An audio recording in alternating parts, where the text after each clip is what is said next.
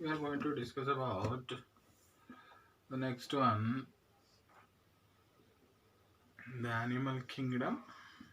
The animal kingdom.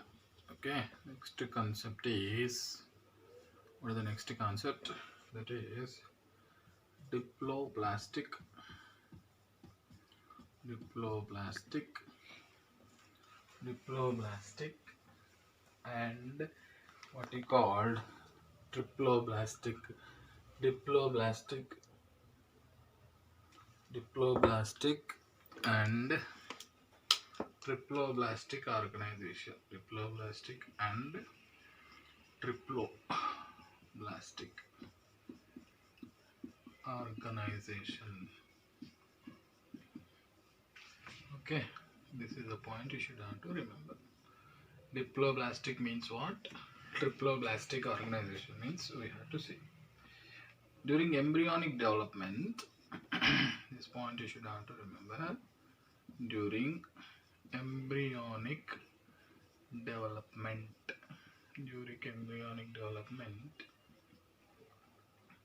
the tissues, okay, tissues to form organs, tissues and organs all togetherly, what is called of animals. Okay, originate from tissue, originate. These all originate. Okay, these all are originate from two or three. From two or three embryonic. Okay, three embryonic germ layers. This point you should have to remember. Three embryonic germ layers. Okay, on the basis of origin and development, on the basis of the origin, the basis of the origin and animals. Okay, animals are origin and development. On the basis of origin and development, animals are classified into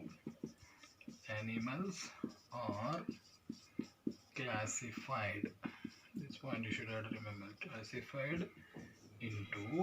Animals are classified into two categories. What are the two categories? Number one, diploblastic, and another one, triploblastic.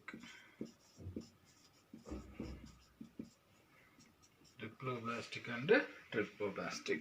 Okay, this is the point you should have to remember.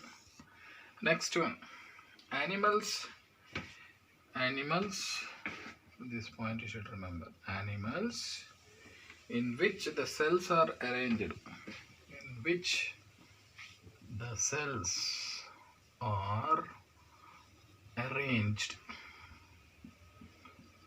Animals in which the cells are arranged in two embryonic layers.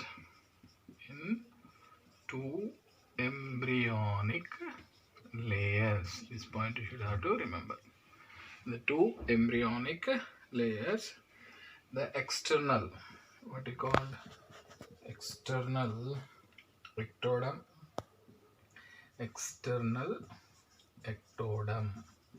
this point one important, and internal, what you called internal endoderm. External ectoderm, internal endoderm.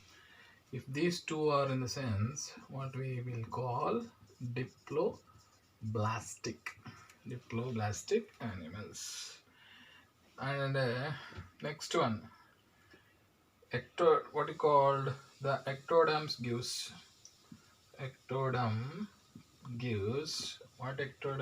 rise to the epidermis. Epidermis means outer layer. Okay, ectoderm gives the epidermis, and endodermis. Endoderm gives what it will be gives gastrodermis. Epidermis and gastrodermis. Okay, what is a gastrodermis? Tissue, tissue lining, tissue lining of the gut. That is called gastrodermis. So, an undifferentiated, okay, undifferentiated layer, okay, present between ectoderm,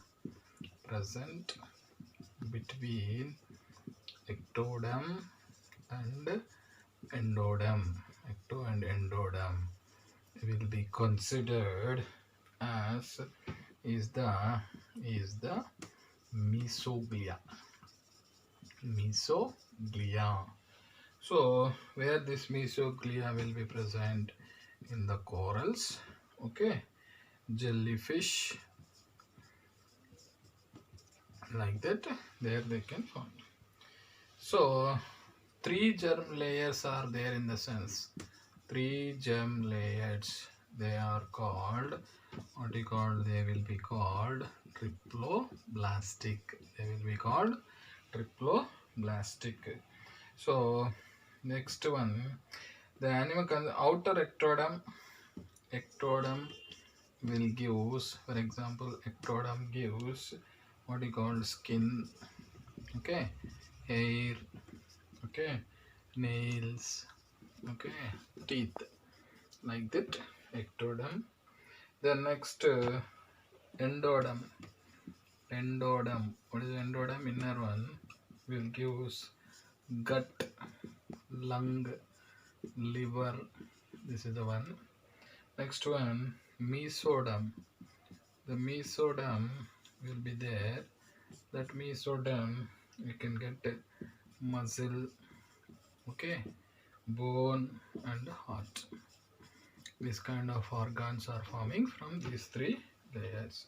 So this all shows the which level? Organ system level organization.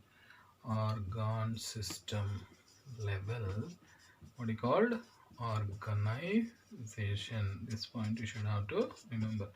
Okay, children, what we discussed, the animals mainly based upon the germ layers, they divided into diploblastic and triploblastic organization. We are going to discuss during embryonic development.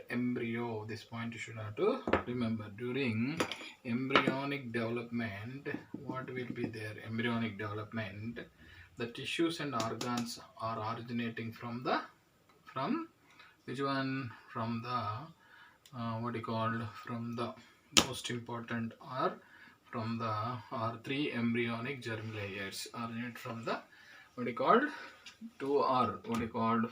2 or 3 embryonic germ layers. What are the 2 germ layers or 3 germ layers? We are going to discuss. On the basis of origin and development, animals are classified into 2 categories. Based on which one? Origin, from where they originated, and development process, the animals are classified into 2 categories. One is diploblastic, another one is triploblastic. What are these diplo and triplo? Animals in which the cells are arranged in 2 embryonic layers. So animals in which the cells arranged in 2 embryonic layers means external ectoderm, internal endoderm is there, in the sense they will be called diploblastic. The ectoderm forms the epidermis, external layer. Endoderm forms the gastrodermis, means tissue lining of the gut. So in between ectoderm and endoderm, another undifferentiated layer present between ecto and endoderm, that is only called mesoglia. Where we can see this mesoglia means corals and jellyfish. The three germ layers, what do you call? Three germ layers are there in the sense. What are the three germ layers? They are called diploblastic. What are those? Ectoderm, endoderm, mesoderm. Ectoderm, best example. From ectoderm, which type of organs are forming? That is important. From ectoderm, the organs are forming skin, hair, nail, teeth. From endoderm, gut, lung, liver. From mesoderm, muscle, bone, heart. So maximum these all three are there, no? External ectoderm, internal endoderm, mesoderm. This patterns of symmetry. Next concept is patterns of symmetry. This one you should have to remember. What is symmetry? First point. The symmetry is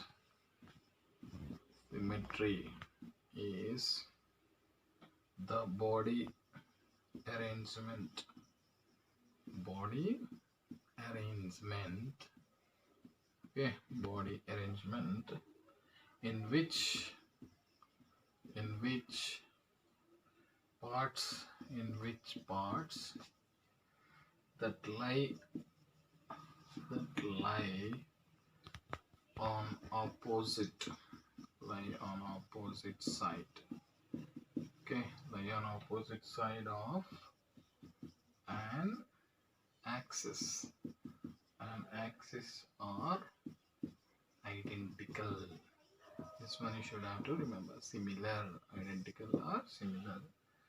So animal's body plan results from the body plan.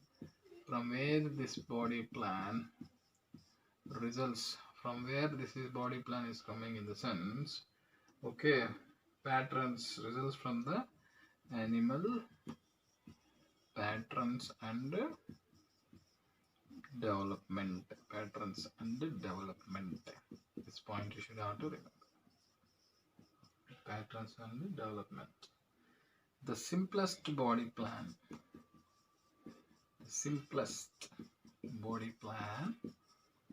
we can see in porifera. Why it is simplest body plan? Why? Because do not display symmetry. No symmetry. Okay, no symmetry. That's why it is called what you called asymmetrical. Asymmetrical. Without porifera, and also adult gastropods. This one you should have to remember. Snails. Okay, no symmetry at all. Irregular in shape. Okay, this way these are gastropods. The second important concept is symmetrical animals.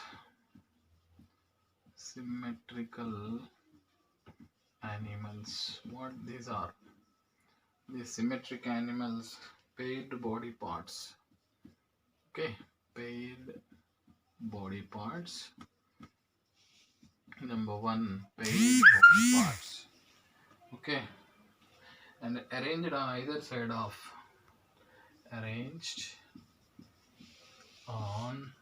either side of what you called either side of okay, plane passing through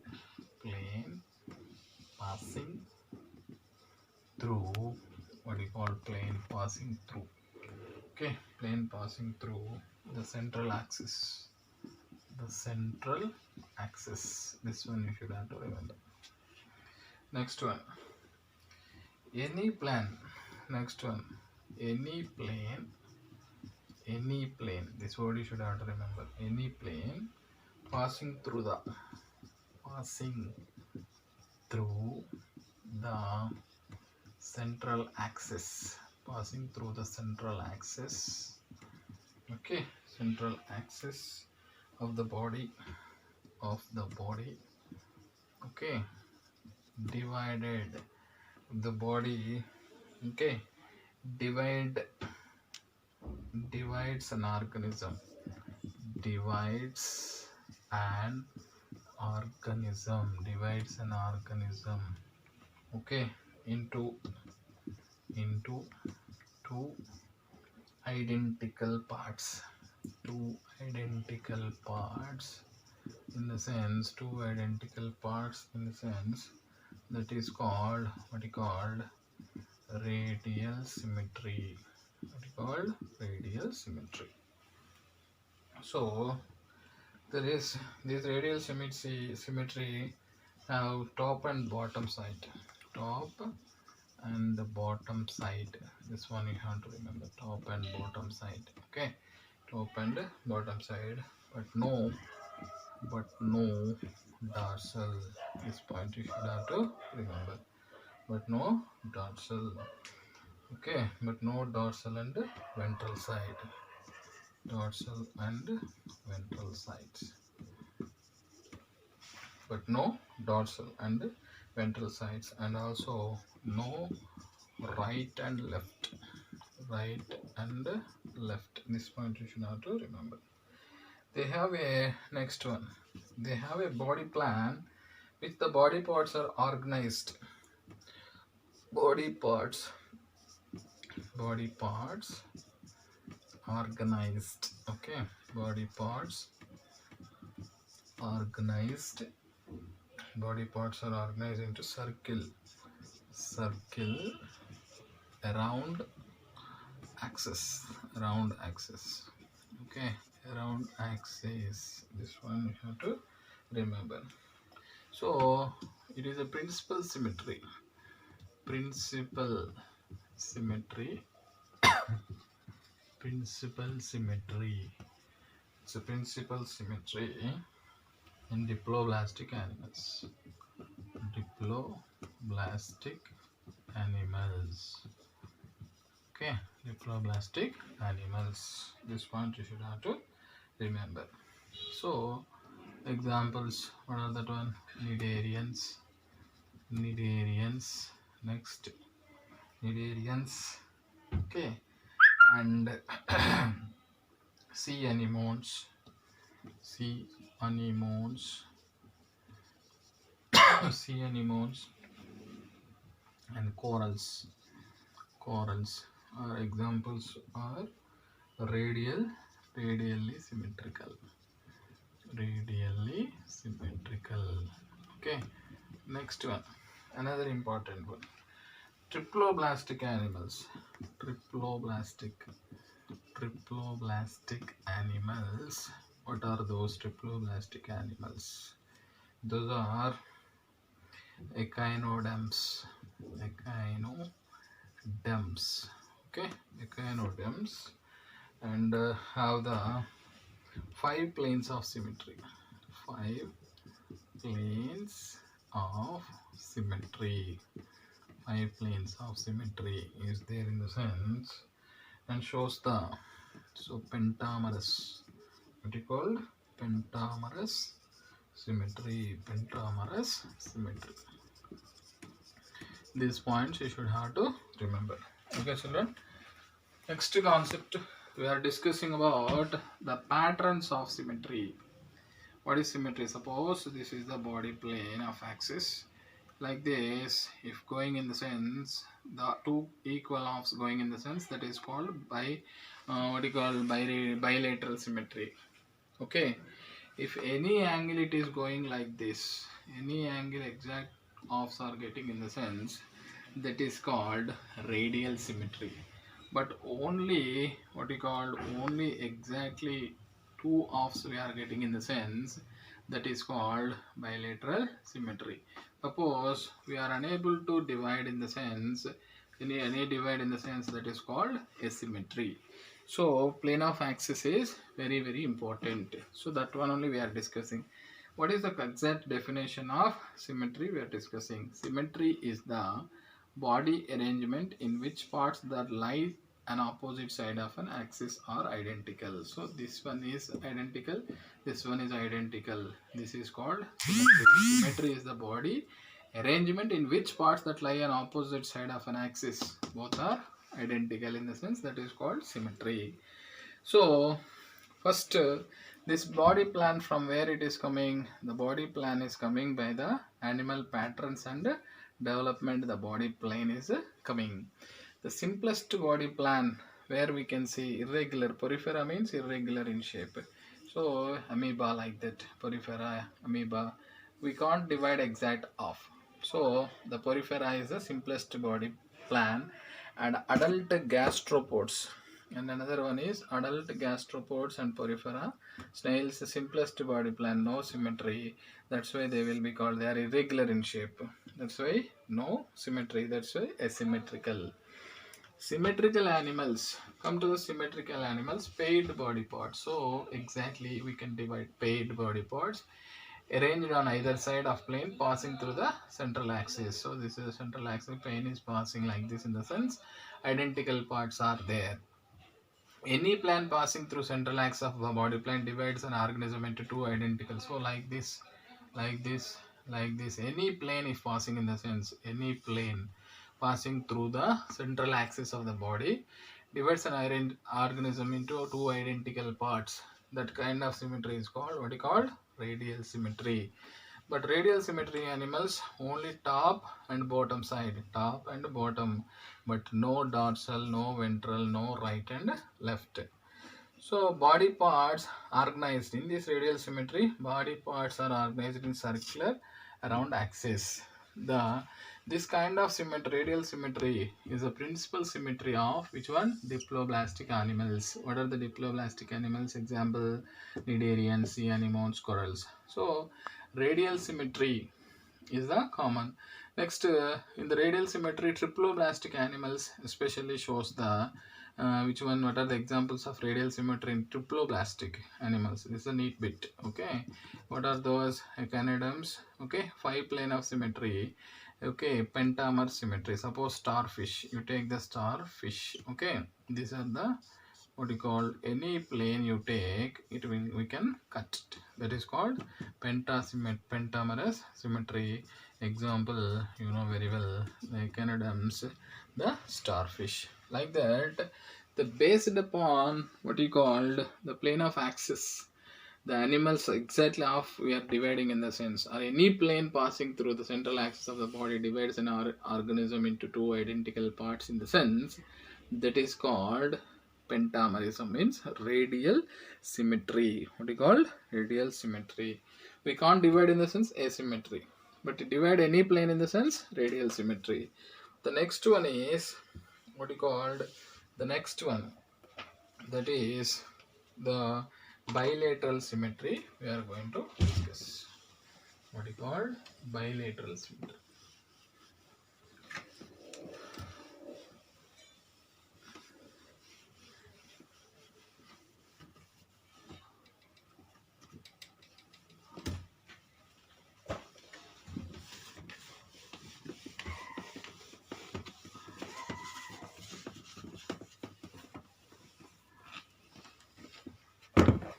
Bilateral symmetry.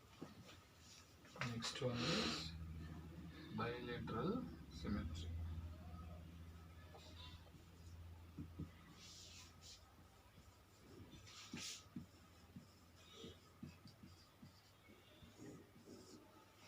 What is bilateral symmetry? Two similar halves. Two similar halves. Okay, are given the sense, that is called bilateral symmetry. Two on either side of, on either side, on either side of the central plane, the central plane, on either side of central plane, shows what you called, show bilateral symmetry. Bilateral symmetry. This point you should have to remember. It is advantageous type of, advantageous type. Okay, advantageous type of symmetry of by triploblastic animals. Triploblastic animals. This is advantageous type.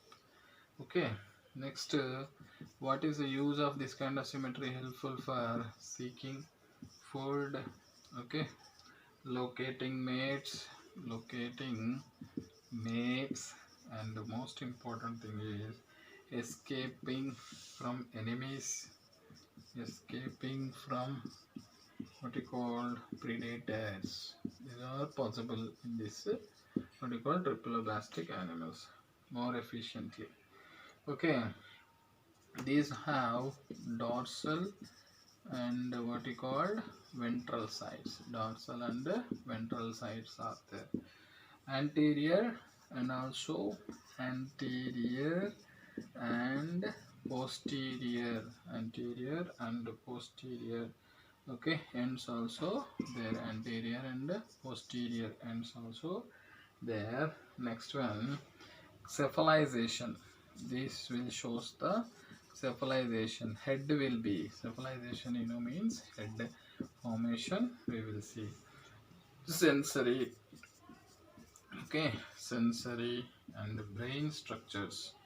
Brain structures are concentrated at the brain will be at the anterior end, okay, anterior end we will see in this bilateral symmetry.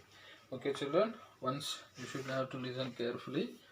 Bilateral symmetry, exactly two similar halves of either side of the central plane. So exactly two similar halves. So this is the central what you call plane. This shows the bilateral symmetry. Advantages of this bilateral symmetry to the triploblastic animals is more. Why? They will seek the food, they locating the mates, they escaping from predators very effectively because of this symmetry. Very effectively they can see. Next, they have this bilateral symmetry. Animals shows dorsal side and ventral side, anterior side, posterior ends, and they have brain, head, cephalization will be there, sensory and brains will be there at anterior end. Okay, so like that there will be things are there. The next concept is coelom. What you call coelom? This is the one more important. What is the coelom? The coelom is the body cavity. The coelom is body cavity, or also this is a body cavity.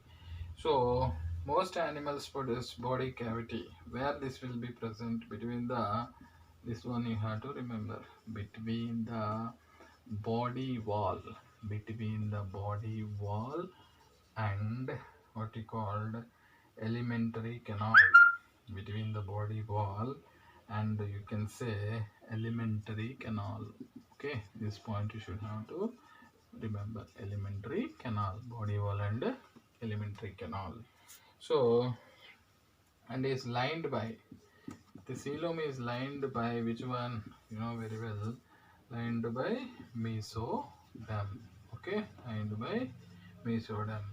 So no body cavity. Acoelomates. Acoelomates means which don't have any body cavity. No coelom. No coelom. Okay. Over this, and there's solid. Body is just solid. Body is solid. This point you should have to remember. Body solid, solid without. Remember this one. Without a perivisceral cavity. Without a perivisceral cavity. Don't have any cavities. Okay. So next, this restricts the, what will happen? No cavity, no. That restricts the movements of the movement. Okay, movement of internal organs. Movement of internal organs will be restricted. Example, where we can see the flatworms. What you call flatworms? For example, coelom is there. Coelom means what? Body cavity. Space, or the space between, or the body cavity between, the space between the body wall and elementary canal is called coelom. The coelom is lined by which one it seems? Mesoderm. What is called? Mesoderm. So, if the coelom, the body cavity or the coelom is absent, no coelom is there in the sense, Those are called acoelomates. The acoelomate's body is solid without a perivisceral cavity, no space, nothing, no cavities. So, because of this absence of perivisceral cavity, it restricts the movement of internal organs. Example, so they can't show that much fast movement due to the lack of cavity. So, best examples is what you call flatworms. The best examples are flatworms. So, in the tomorrow class, what is eucoelom? Next one, what we will discuss is eucoelom, and the second one pseudocoelom. These two, okay, these two words we will discuss in the next one. Eucoelom, pseudocoelom. Okay, pseudocoel. These two important points tomorrow in the next class we will be discussed. Thank you, children. Thank you.